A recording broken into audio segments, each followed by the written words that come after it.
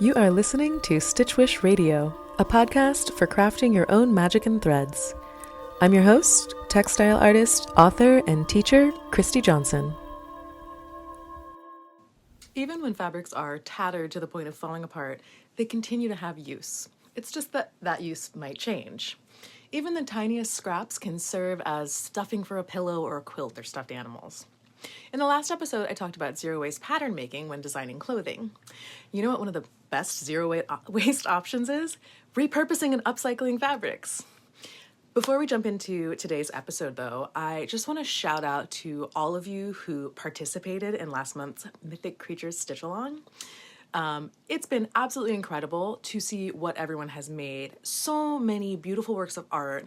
And I'm going to be putting together like an online art exhibit for those works on my website. So be sure to check your mail for how to submit your image for this show. If you missed the last Stitch Along, don't worry, I'm running another one in June. It will also be free, so keep your eyes out for an email for when that starts. If you're not already on my email list, you're going to want to get in there. About once or twice a month, they share my favorite vintage textiles, textile art books, creativity and inspiration and encouragement, and it's all around. It's a great time. All right, on to the day's episode. Now, what I really love about repurposing and upcycling fabric is that it feels like this revolutionary act of creativity and resourcefulness. These actions embody the spirit of transformation, taking garments that have been worn and weathered and breathing new life into their tired fibers. The most familiar aspect of this that we've all surely experienced is cut-off jeans. Jean shorts. With absolutely no sewing, we have completely transformed a piece, allowing the washing machine to give us those gorgeous frayed edges that finish off the garment so well. We can then turn those cut-off legs into infinite patchworked items. The leftover pieces give us an opportunity to play around and construct an entirely new fabric using scraps. Now, looking back in time, quilts are another great example of historically how fabric was upcycled.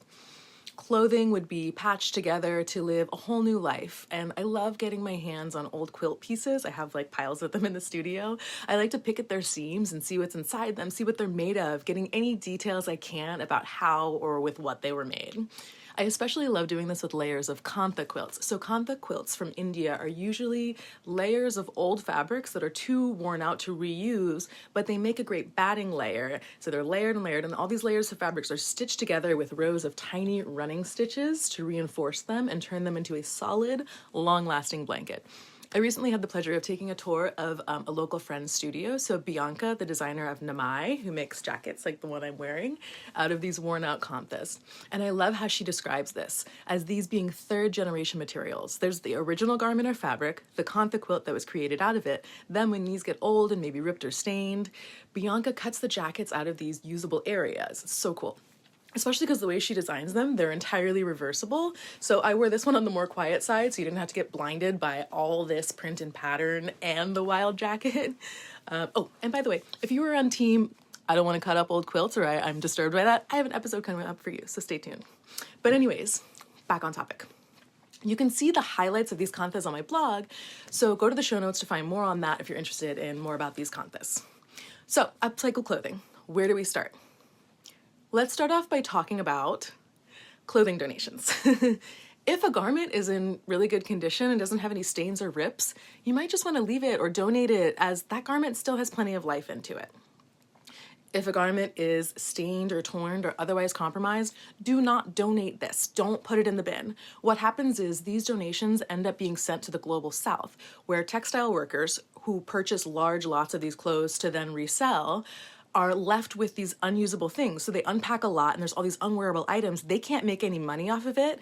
So not only are you kind of ruining their profession, it's also still going to end up in a landfill. It might as well be a landfill in your own backyard. Or in our case, taken apart to upcycle. Don't make your trash someone else's problem though. So let's talk about if we have a garment that is compromised in one way or another. Before you cut into some old garments to reconstruct them, see if first it can be mended. For clothing with minor damages, mending is the easiest, most sustainable way to upcycle garments. Fixing what you already have is always the most sustainable option. Sure, you can cut a garment apart and put it back together, but are you going to end up with more waste than when you started off with? This is what sometimes concerns me about trends that involve upcycling clothes. I'm like, look at all the things you can do if you cut up your clothes. Is that if you're throwing away a bunch of the article of perfectly good clothing in order to make a new one, are you really upcycling or are you just making more trash? Not to put any pressure on people that do this. I think it's really important for them to find a great end game for the scraps that they're using besides just tossing them in the trash. Just a quick aside, some examples of end game for these textile scraps are donation places, or on a smaller scale, stuffing pillows or other fluffy items, using them for applique or other sort of textile collages. I'll talk more about that later in this episode. But if I'm stuffing an item, I'll often use the fabric scraps for the area that requires a lot of stuffing, so like the body of a stuffed animal, and sort of wrap that pile of fabric scraps in a layer of cotton batting. So you still get that soft squishiness, but that way you also don't have to buy a ton of cotton batting and you can reuse some materials. So we've got clothes to upcycle that we still like the fit of, but maybe it's stained or ripped. What do we do with these? If you are dealing with a stain or a rip, I love using this as an invitation for creative collaboration with the universe. So you've got this stain that's happened. Maybe we work with it and say like, oh, I've been blessed with this spot, not just plopping a flower right on top of that stain, but designing a pattern that gracefully moves with the garment and actually complements the form rather than just covering the flaw. This is actually a big way that I started embroidering on clothing, because I would find amazing vintage pieces that maybe had a little stain on the lapel or something, or a tear on a silk that couldn't be delicately mended, and I would make the problem area into the highlight of the entire garment, totally transforming it with the art of embroidery. I also love patching with actual compositions of patchwork. I wrote an article on this for Taproot magazine a few years back. I'll link that issue, but here are some images of it if you want to get an idea of what this was. Again, this takes the worn areas and asks you to work with the garment to breathe new life into it, finding fabrics that complement and coordinate with the garment, and building a new design to really revive and totally update this. I also share some of my favorite visible mending techniques in my Mending zine. It's free. You can download that for free. It's also linked up in the show notes. Now, if the garment is ripping in a way that you're just unable to repair, or you've already repaired it and it's just on its last leg, then we can start to look at how can I keep this out of the waste stream. Textile recycling places aren't always convenient or even cost effective, since it does take quite a bit of processing to recycle. So how can we process them for our own uses? We kind of have to be our own textile recycling plants. Personally, I mostly use upcycled garments for patchwork, focusing on mid-weight wovens because these are the easiest to patchwork together. This is like the weight that I normally work with. So here's my sorting strategy for textile scraps and different cut-up garments. So we want to be making squares and rectangles. So when I'm working with squares and rectangles, this is the easiest way of working with upcycled fabrics, the easiest way to patch them together. I've shared my favorite techniques for sewing these together on the blog. It's a technique that's best served by corresponding imagery, so you're going to want to go ahead and check out that tutorial. But I find that starting with well-sorted fabric scraps helps to keep this technique streamlined so that we can create a new fabric of this patchwork that can easily be applied to a new sewing project. The key is using fabrics that are similar to each other so that the garment drapes properly. So fabrics that flow nicely and lay nicely on the body. This means fabric weight is a big part about how I plan this sorting of my fabric scraps. When I first started planning this podcast, I had a really solid idea of the best way to separate fabric scraps. But recently, while going through my own sewing detritus, I realized that it totally depends on what you're using the pieces for. So if you work with, let's say, dyeing your scraps, you might want to separate them by silk or cotton if you're working with, natural dyes or even synthetic dyes. Or for example, if you're working with a lot of patchworking for quilts or something where the weight of the fabric isn't as important, you maybe don't need to sort them by weight. But say you make like sculptural art from patchwork and applique that are then stuffed, you might just want to separate them by color and texture and just kind of move on. But if you're patchworking fabric for garments, you're definitely going to want to have to separate them by weight first, because you'll want the garment to be unified by the weight of the fabric.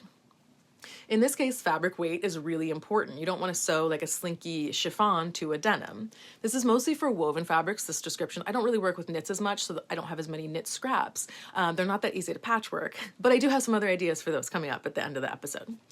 So instead of separating scraps by color, I separate them by weight first, and then by color in these mini sections. This way, when you're patching them together, you don't end up with this gorgeous selection of colors and realize like, oh, wait, this heavy canvas is not going to drape well when it's sewn into this like delicate silk. Also, silky chiffons are honestly kind of a pain to patchwork altogether. They're not impossible, though. It's good to save a project like that for a day when you're feeling pretty like go with the flow and just kind of seeing where the work takes you. So here's the basic sections that I sort my scraps into. I have my lightweight gauze, chiffons, habitai, silks. These are the things that just kind of turn into a crumpled pile of tissue paper in your scraps. I usually don't patch these, but I usually will use the snip and rip technique and use them as kind of like ropes, and you can twist them together. You can also layer them, stitch on top of them like the kanthas or like a Japanese boro cloth. Here is an example of a top that I made. Out of layers of scraps of cotton gauze, and I stitched these layers together. Next category, slippery things. These are sort of in between like velvets, slinky silks. They're kind of hard to sew, but they're too substantial for layering or really delicate patchwork. So I like to save these for applique or back them with something nicely rigid but ugly. Well, more on that later. Mid-weight wovens is the next category. This is gold. Patchwork your little heart out. I find my rectangles and my squares. I sew together different triangles to make squares, and I just try and make as much as I can, like patching them together. Now, the ugly fabrics.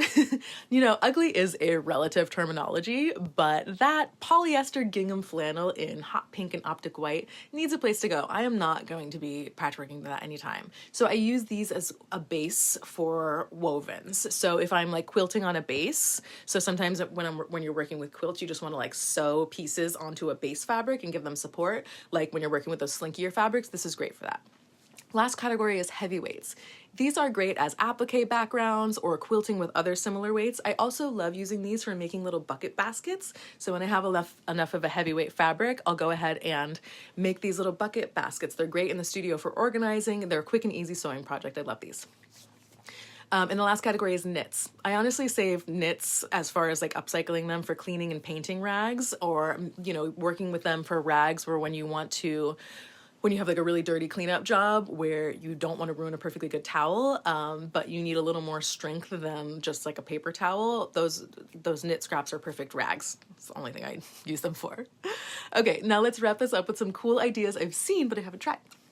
There's a company called Like-Minded Objects, and they designed this giant loom for upcycling t-shirts. These things are not cheap at all, but it's such a cool design. They're modeled after those little potholder looms, but instead of weaving those little colorful stretchy loops, you cut the body of a t-shirt in widthwise into loops, just cutting straight across it, and then you weave these on a giant scale. And it got me thinking, how could you make one of these looms in your own home? It could be a cool idea to make these for a pillow or a rug, or if you have weaver friends or a weaver yourself, just woven rag rugs using just a regular warp and weaving those scraps. You can do that with literally any fabric. I've also seen quite a few tutorials for coil baskets using t-shirts cut into strips. Honestly, it seems pretty time consuming. I tried it, it took forever. Also, I felt like I didn't need one. I don't know, maybe you do need one. I just prefer to sew baskets out of my heavyweight scraps. They work a little bit better for me, but hey, to each their own. Another fun idea I want to play with is inspired by Moroccan, what is it? It's boucherie rugs or something like that. I'm not exactly sure of the pronunciation. I'm probably totally butchering it. But these are scrap fabrics woven in a way that the fabric creates like a thick, shaggy texture. I don't weave, so I like to think about how I could take my tiniest of scraps and start to stitch them to a base and like leave little pieces of them off to get a similar effect. You'll also see this method in different floor mats. I think they're like Sri Lankan floor mats, where strips of the fabric are pleated and gathered and then stitched down to a base in rows. I definitely want to try this when I get some free time. I feel like it would make a fabulous like fringe vest or a bag or a pillow or something. But free time in this economy? Just kidding. Not really. Anyways. Okay, so how about you? Do you have any ideas for fun new ways to upcycle fabric? I would love to hear about it. Let me know over on Instagram, and I'd love to add to this collection of ideas. You can find me at Stitchwish on Instagram or at Christy J. I would love to hear from you. Thanks so much for tuning in, and next episode I will finally be interviewing my friend Pam. We're gonna have a great conversation about clothing, wardrobe, style, sustainability, and how to work with all of those in a way that is really supportive of our own self-image and really encouraging us to just like be in the bodies that we're in and look great being in them. All right, bye. That's it. Bye.